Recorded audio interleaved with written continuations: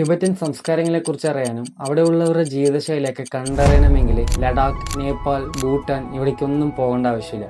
പാലക്കാട് നിന്ന് കോയമ്പത്തൂർ വഴി കർണാടകയിലേക്ക് 200 കിലോമീറ്റർ യാത്ര ചെയ്താൽ മതി ഒരു കുഞ്ഞു ടിബറ്റിലേക്ക് എത്തിച്ചേരാൻ പറ്റും. 1951 ചൈന ടിബറ്റ് വാർ ഉണ്ടായ സമയത്ത് ഈ വാറിൽ ടിബറ്റ് തോൽക്കുമെന്നായപ്പോൾ ടിബറ്റൻ പ്രസിഡന്റ് അവരുടെ ജനങ്ങളുമായി ഇന്ത്യയിലേക്ക് അഭയാർത്ഥിയായി വന്നിരുന്നു.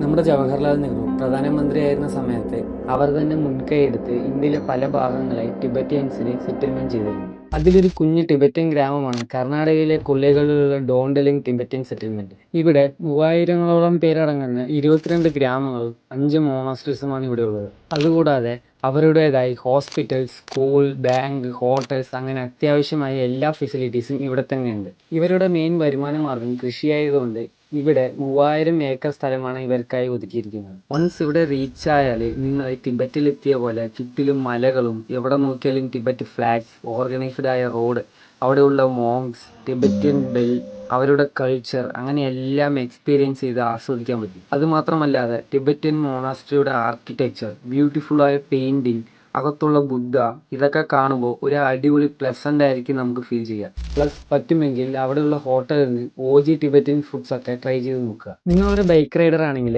വേഗം ഇങ്ങോട്ടേക്ക് പ്ലാൻ ചെയ്തോ.